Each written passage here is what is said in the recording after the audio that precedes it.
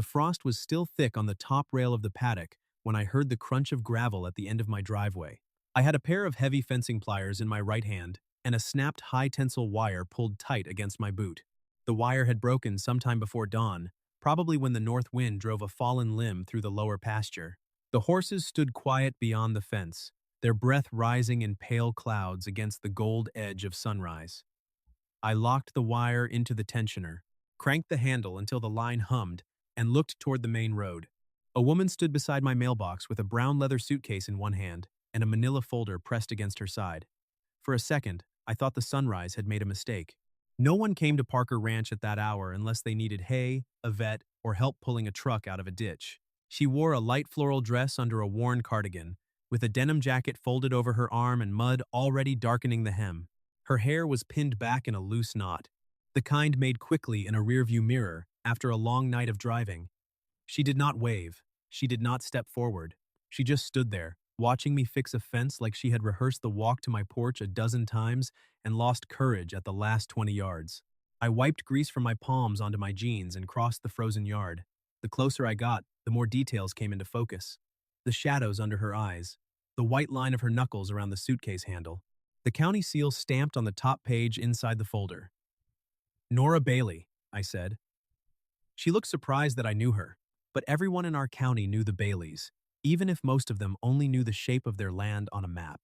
Her grandfather, Elias Bailey, had owned the 300 acres of timber bordering my eastern fence line. He had died 2 months earlier. Since then, that land had gone quiet. Too quiet. Wyatt Parker, she said. Her voice was steady, but the hand on the suitcase did not relax. I know this is early. I know we have not spoken since we were children, and I know I am standing on your land without calling first. You are not trespassing, I said, but you look like you drove all night. I did. Then, come up to the porch. I'll make coffee. I didn't come for coffee. The way she said it made the horses lift their heads. She took one breath, then opened the folder.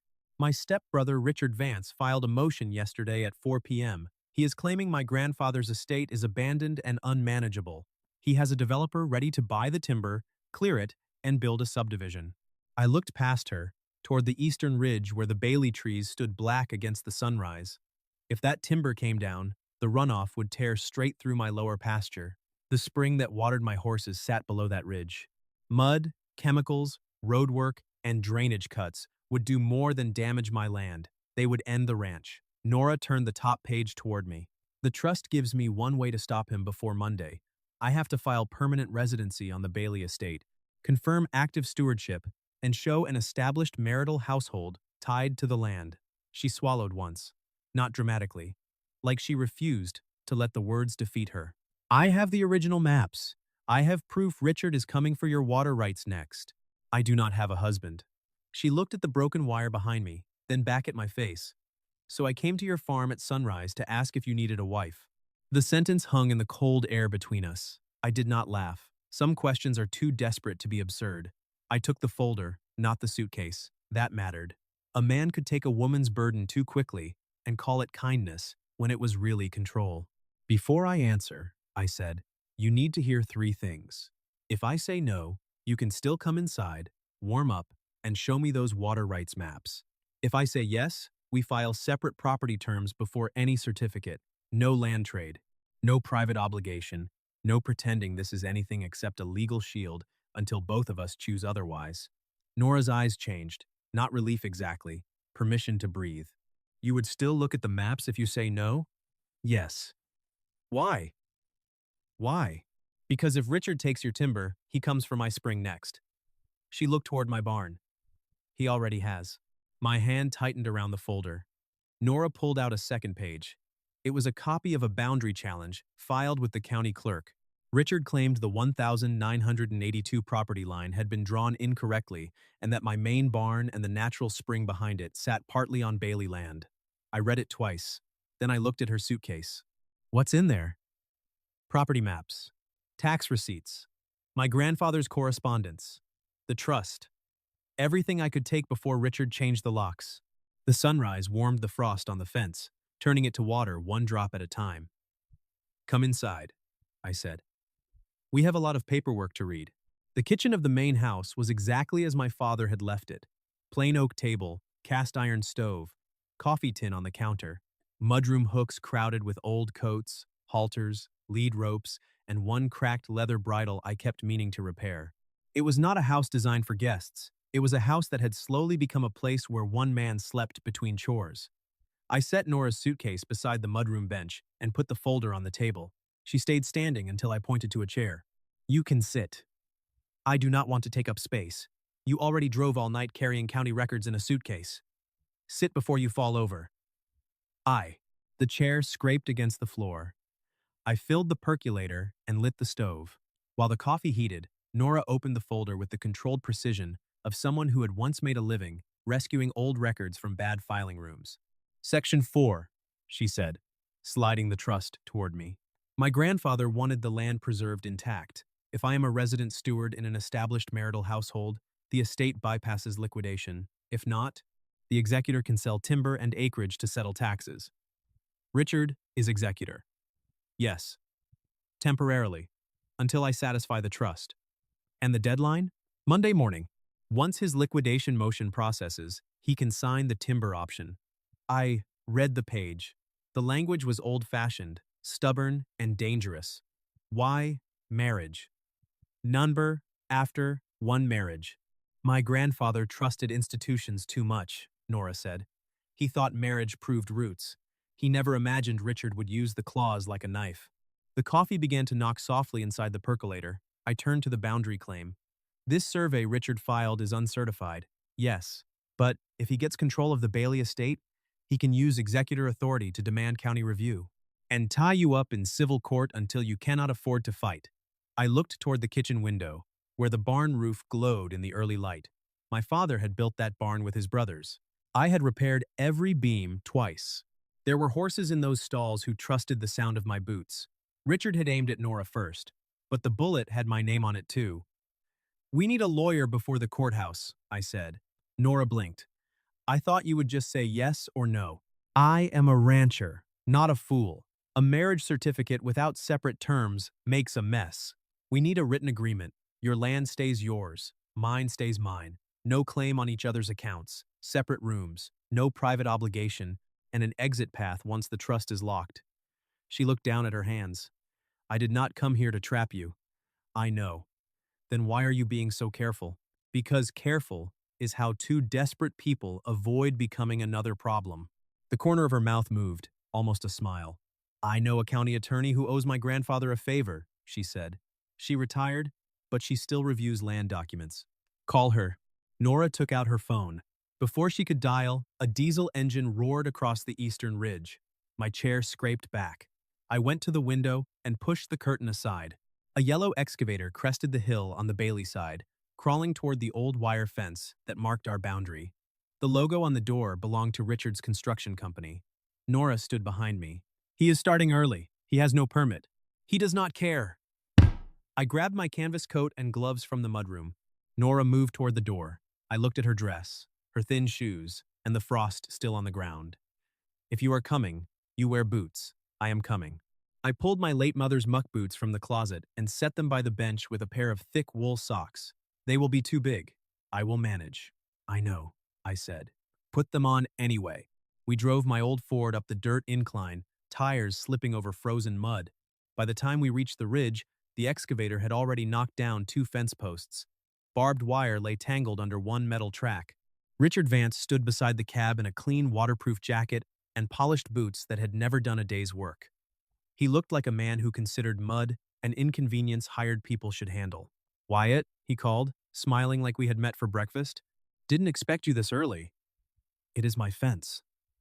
"Temporary confusion," he said. "Preliminary clearing on Bailey land. Probate has not cleared. I am executor. Temporary executor." His smile thinned. Nora stepped down from the truck, the borrowed boots sinking into the mud. Richard's eyes moved over her and landed on the folder in her hand. "Well," he said, "the city archivist found a costume." Nora did not look at me. She looked at him. "You filed late Friday, so I could not answer before Monday. I filed because the estate is unoccupied and mismanaged. I am occupying it now." Richard laughed. You slept here one night and think that proves residency? No, Nora said. County filings prove residency. His gaze sharpened. You have no standing until the trust conditions are met. That is being addressed. With him? Richard pointed at me. You expect the county to believe you wandered onto a ranch and found a husband overnight? I stepped forward before his voice could crowd her. The county does not need a love story. It needs filings. And until Monday, this land is contested. If that excavator moves another inch, I call the sheriff for destruction of agricultural property and unlawful interference with probate. Richard's smile finally broke. You cannot hold this line forever. No, I said. Only until Monday. He stared at me, then lifted one hand toward the operator. The excavator engine shut down. The sudden quiet rang louder than the machine had. Richard stepped close enough that I could see the anger in his jaw. You are making a mistake, Parker. The barn is on Bailey land. The spring, too. I have a map that proves it. You have an uncertified draft. Ass, I have enough to make your life expensive. Nora's hand tightened on the folder. Richard saw it and smiled. County inspector comes Wednesday. If this household is fake, the trust liquidates. If the barn sits across the line, I secure it. Enjoy your weekend. He walked back to his truck. I waited until his vehicle disappeared down the ridge before I knelt by the broken fence. Nora stood beside me, staring at the torn posts. I brought this to your door. I took a steel staple from my coat pocket and set the wire against the nearest standing post. He was already coming.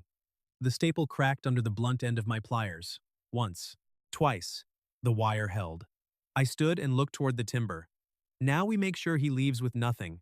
The retired county attorney's name was Margaret Hale. She arrived at my kitchen table that afternoon wearing a brown wool coat, carrying a stamped leather briefcase, and looking irritated enough to scare any judge in the county. I told Wyatt Bailey this trust clause was a bad idea, she said before sitting down. He said family would never weaponize land. I told him that was the kind of sentence only good men say before bad men inherit paperwork. Nora lowered her eyes. Margaret softened by half an inch. Not your fault, child. Show me the trust. For 2 hours, she read. I made coffee. Nora organized exhibits. Margaret marked pages with yellow tabs and asked questions that made it clear she still knew every back hallway in the county courthouse. At the end, she tapped the table. It can work, but not as a handshake arrangement. I figured. I said, you need 4 documents filed in order. 1. Separate property agreement. 2. Marriage certificate. 3. Separate property. 3. Residency affidavit. 4. Emergency preservation notice to freeze timber sale until the county surveyor verifies boundary and stewardship. 4. Nora sat straighter. And if we file all 4 before Richard's liquidation motion processes? You hold the land intact, pending final review. And Wyatt's barn? Margaret looked at me. You need the original boundary proof. Richard's draft map will cause trouble if there is no physical marker. My grandfather kept a survey tube, I said. I have not opened it in years. Open it tonight. Margaret turned back to Nora. Do you understand what you are agreeing to? Yes. Do you understand you may use the guest room, maintain separate finances, and leave this household if you choose? Yes. Do you understand Wyatt has no claim on the Bailey estate? Yes. Wyatt, do you understand Nora has no claim on Parker Ranch unless you later sign a separate land agreement? Yes. Margaret nodded. Good. Then no one is rescuing anyone. You are both preserving property from a hostile executor. Nora glanced at me. That sounds less like a romance. Margaret closed the folder. Good. Romance is a terrible legal strategy. For the first time since sunrise, Nora laughed. It was brief. Tired. But real enough to warm the room. Monday morning, we stood in front of the courthouse before the doors opened. Nora wore her cardigan over a clean blouse and carried the folder against her chest. I wore my work jacket because I had fence repairs waiting after the clerk. Margaret stood between us with the separate property agreement in one hand and a look that dared anyone to question her paperwork. The justice of the peace read the civil language. Nora confirmed consent. I confirmed consent. No vows, beyond what the law required. No flowers, no performance, just 2 signatures placed carefully beneath a county seal. By 9:24, the certificate was filed. By 9:37, the residency affidavit was stamped. By 9:51, the preservation notice froze the timber option. At 10:03, Richard called Nora. She put him on speaker in the courthouse hallway. "You think a paper husband saves you?" he said. Nora looked at the stamped folder in her hands. "No," she said. "I think filed documents do." Then she ended the call. Margaret smiled. Elias would have liked that. The county inspector came Wednesday at noon. By then, Nora's suitcase sat in the guest room, not hidden in my bedroom for show. Her coat hung on the mudroom peg beside mine. Her files occupied half the kitchen table.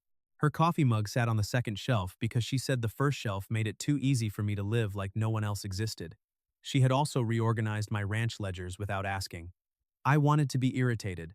I was mostly impressed. "You have not filed your agricultural exemption in 2 years," she said that morning, red pen in hand. "I know. You are losing 15% of your gross margin. I have been busy keeping horses alive. And losing money while doing it." I took off my hat and hung it by the door. "You always talk to people like a tax audit? Only when they hide from forms." "I do not hide from forms." She looked at the mountain of unsorted receipts in the feed bill box. I signed the exemption form. She slid toward me. "Thank you," she said. "You are welcome. I was thanking you for not arguing. I was saving my energy for the county man." The inspector arrived in a white sedan with Richard's complaint clipped to his board. He checked the mudroom, the guest room, the kitchen table, the separate property agreement, and the residency affidavit. He looked disappointed to find nothing sloppy. "This appears to satisfy household residency for preliminary trust preservation," he said. Nora's shoulders lowered. Then he turned to me. "However, Mr. Vance filed a secondary grievance this morning. He claims the boundary line governing the primary agricultural structure is invalid. Until the certified surveyor signs off, the county is placing a temporary freeze on final deed transfer." Nora went still. "When is the survey?" I asked. "Friday at 2. If the surveyor determines the barn sits on Bailey land, Mr. Vance may request temporary control of the structure as executor." After he left, Nora paced the kitchen. "He is going to use the 1974 map. Probably. I saw it in his office years ago. It cuts right through the center of your barn. It was a zoning draft. If the county treats it as the newest record, you lose your barn." I went to the oak drawer below the pantry and pulled out a dust-covered cardboard tube. Nora stopped pacing. "What is that?" "The original survey." I unrolled the brittle parchment across the table and held down the corners with coffee mugs. 1952, I said. "Your grandfather and mine marked the line before either family had enough money to fight about it." Nora leaned over the map. They used physical markers. "An iron spike driven into bedrock at the base of a split oak?" "Where's the split oak?" "Blew down 10 years ago." Her face fell. "But the bedrock is still there," I said. "If we find the spike, Richard's draft map dies." "Where do we dig?" "Behind the barn." She reached for her coat. I looked at her hands. "You have been up since 4, organizing tax receipts. And you have been up since 4, fixing water troughs. The ground is frozen. Then we should start before it gets colder." I wanted to tell her to stay inside. I wanted to protect her from the kind of cold that settled into bone. But she was not asking to be sheltered from the fight. She was asking to stand in it. "2 pairs of socks," I said. She nodded once. "Already learned that lesson." Thursday tested every part of us. We dug behind the barn for 8 hours, breaking frozen ground with a steel bar and hand trowels. The wind cut across the pasture. Mud stiffened on our gloves. My shoulders burned. Nora's borrowed overalls were streaked with dirt by noon. But every time I told her to warm up inside, she shook her head and cleared the soil I loosened. We worked without much talk. Strike. Clear. Measure. Check the map. Strike again. There was a rhythm to it, the kind a man usually only found with a good horse or a good fence crew. She learned where to stand before I said it. I learned when to pause because her hands were too cold to grip the trowel right. Near sunset, the steel bar struck something that did not sound like rock. A sharp, clean ring jumped through the ground. Nora froze. I dropped to my knees and clawed at the dirt. 2 feet below the surface, set deep into gray bedrock, was a rusted, square-headed iron spike. Nora stared at it like it was a candle in a storm. "You found it." I sat back on my heels, breathing hard. "We found it." Mud streaked one sleeve of her borrowed overalls, and still she looked more determined than anyone who had ever crossed my fence line. I did not reach for her. I did not turn the moment into something it was not. I offered my hand to help her out of the trench. Her grip was cold, strong, and steady. Let's mark it, I said. The surveyor comes tomorrow. Friday at 2, Richard arrived in a black SUV, holding his rolled map like a weapon. The county surveyor, Mr. Higgins, stepped out of his truck with a transit level and a digital tablet. He looked like a man who had settled too many family wars to believe anyone was innocent by default. Nora stood beside me near the barn, her grandfather's folder in her hands. Richard smiled at the surveyor. The 1974 plat shows the line running through the center aisle of this barn. That map was never ratified, I said. It is the most recent document in the county archive, Richard replied. Higgins adjusted his glasses. Without a physical marker contradicting the 74 draft, the county defaults to the latest usable record. Richard looked at Nora. I warned you a marriage certificate would not fix a boundary. Nora did not step back. No, she said. Evidence fixes a boundary. I led them behind the barn. The trench was covered with a tarp. I pulled it back. Higgins crouched, then looked down at the spike. Well? He said. He measured from the road center line to the bedrock marker. Once. Twice. Then he checked the 1952 survey. 210 feet, he said. The iron spike holds. The historical boundary is valid. Richard's face darkened. The barn? Nora asked. Higgins checked his tablet. Entirely on Parker land. The spring? I asked. Also, Parker land. Something in my chest loosened for the first time in a week. Richard pointed at the spike. That could have been planted. Higgins gave him a tired look. If you want to accuse someone of planting a 70-year-old rusted iron marker into bedrock, you may do so in writing. Richard's mouth closed. Then, he turned on Nora. Fine. He keeps his barn. But the trust still liquidates. The estate taxes are due Monday, and you do not have the cash. I will sell the timber before you finish celebrating. Nora opened her folder, not quickly, not nervously, like an archivist reaching the page she had been waiting to reveal. These are the Bailey estate tax receipts for the last 3 years, she said. Paid from my personal savings account. Richard's face changed. Just enough. Nora handed the receipts to Higgins.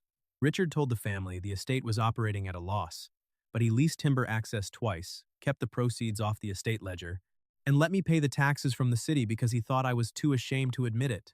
Higgins read the receipts. Nora took out another stamped page. This is the certified transfer order. As resident steward in an established marital household, with the preservation notice filed and taxes current, the trust bypasses the executor. She looked at Richard. You have no authority over the Bailey estate anymore. The pasture went silent. Even the horses by the lower fence seemed to hold still. Higgins nodded slowly. She is correct. Richard's hands curled around the rolled map. You think this makes you safe? Nora stepped closer to the surveyor. Not to me. The county record makes the land safe. Wyatt's survey makes his barn safe. My receipts make the taxes clear. And your own ledger will explain where the timber money went. Richard looked at me, then at Nora, then at the documents in Higgins's hand. For once, he had no paper left to hide behind. He turned, walked back to his SUV, and drove away without another word. The gravel settled behind him. Higgins tipped his hat and left us with the signed boundary confirmation. When his truck disappeared, Nora stood staring at the empty road. The folder hung at her side. You had the receipts the whole time, I said. She nodded. Since Wednesday night. Why wait? If Richard knew the taxes were covered, he would have dragged the boundary fight into civil court to drain the money. I needed your barn and spring secured first. I looked at the ground, at the trench, at the old spike, at the woman who had come to my driveway asking for a legal shield and then used her own last card to protect my livelihood before hers. For a moment, I had no fence to fix, no wire to tighten, no chore to hide behind. So I told the truth plainly. That was a costly risk. So, was saying yes to me. You gave me the maps either way. You gave me the porch either way. The wind moved across the pasture. The house waited behind us, no longer quite as empty as it had been the week before. The cold is coming back, I said. Nora looked at me. That is your answer to everything. Most problems on a ranch get worse if you stand around freezing. A smile touched her mouth. Then let's go inside. That evening, the kitchen sounded different. The stove clicked softly. Rain tapped the window. 2 mugs sat by the sink instead of one. Nora's brass key lay on the table beside the signed boundary confirmation, catching the lamplight. The arrangement had worked. The estate was safe. The barn was safe. The spring was safe. There was no county inspector waiting outside, no excavator on the ridge, no deadline pressing against the door. Nora sat at the table with the documents stacked neatly in front of her. "I can transfer the Bailey funds Monday," she said. "After that, I can put a small modular house on the ridge. You can have your house back." I dried the cast iron pan slowly, buying 3 seconds I did not need, and still took. The kitchen clock ticked behind us. Her suitcase stood by the mudroom door. For the first time all week, I did not want to move it. "You do not have to build a house on the ridge," I said. She looked up. "Wyatt, the county is not watching anymore." "I know. You do not have to keep pretending." "I know that too." "I know you like your space." "I do." I set the pan on the stove. "But I like your coat on the peg. I like that my ledgers make sense for the first time in 2 years. I like that when I come in from the barn, the house sounds like someone lives here." Her fingers rested on the brass key. "I am not asking for shelter now," she said. "No. I am asking if I can stay because I choose to." I walked to the table but stopped on the other side. The boundary mattered even here, especially here. "If you stay," I said, "we keep the separate property agreement until you decide otherwise. You keep the guest room as long as you want. You can leave any time without losing the estate or owing me an explanation." She looked at me for a long second. Then she slid the brass key across the table, stopping it exactly halfway between us. "I do not want to give this back." I looked at the key, then at her. "Good." The word came out rougher than I expected. Nora smiled then. Not the careful smile she had used for county clerks and surveyors. A tired, free, unguarded smile. The kind a person has when a door stays open and they choose to remain anyway. Monday morning, the county clerk's office was quiet. Nora and I walked to the heavy wooden counter together. Margaret Hale met us there, with a final packet tucked under her arm and a satisfied look on her face. "This is not a merger of estates," Margaret said. "Not yet. This is a boundary and water access agreement. Parker Ranch keeps the barn and spring. Bailey Estate keeps the timber. Both properties recognize the 1,952 line.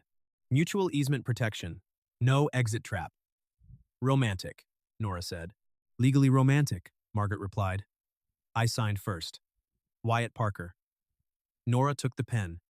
She did not hesitate. Nora Bailey. Then she turned the folder toward the clerk herself. No hiding behind me. No rescue. A partner. Filing a future. The clerk stamped the agreement. The sound cracked across the counter like a gate closing against a storm. Nora looked at the stamped page, then at me. "Let's go home," she said. Not my home, not her grandfather's estate. Home. Outside, the morning sun lifted over the courthouse roof, turning the frost on the truck windshield into water.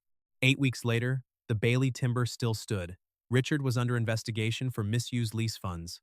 The county confirmed the 1,952 boundary as permanent record. My agricultural exemption cleared. The spring ran clean. Nora opened a small archive room in her grandfather's old study and began cataloging county land records, so no one else in our valley would lose a farm because a bad man knew where to hide a clause. As for my house, it never went back to what it was. There were still muddy boots by the door, still feed bills on the table, still fences to mend before breakfast. But now there were 2 mugs by the stove, 2 coats on the pegs, and a brass key on Nora's ring that she never offered to return. Some mornings, I still found her at sunrise near the paddock, folder under one arm, watching the horses breathe steam into the cold. The first time she had stood at my driveway, she had asked if I needed a wife. Back then, I thought the answer was about land. About water. About a barn, a trust, and a boundary line. But the truth was simpler. I had needed someone who would stand beside the fence, not behind it. Someone who could carry her own weight and still notice when mine got too heavy. Someone who did not ask me to stop being steady, only to stop being alone. One morning, as the sun rose over the Bailey timber, Nora handed me a fresh copy of the agricultural exemption renewal. "Signed, dated, and filed," she said. I looked at the page. "You are enjoying this too much. I saved you 15%. You mention that often, because you should appreciate me often." I folded the paper and placed it inside my jacket. Noted. She smiled toward the pasture. The horses moved quietly along the fence line. The wire I had repaired the morning she arrived still held firm beneath the frost. Nora looked at it, then at me. "Do you still need a wife, Wyatt Parker?" I picked up the brass key from the porch rail and dropped it gently into her open palm. No, I said. I need you. She closed her fingers around the key.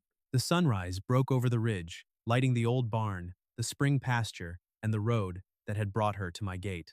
For the first time in years, the weight of the farm did not sit entirely on my shoulders. It stood beside me. The end. Closing thoughts. Core lesson. Love is safest when both people protect each other's ground. Green flag. They do not just offer shelter. They respect your right to stand beside them. Please like and subscribe so we can share more stories like this.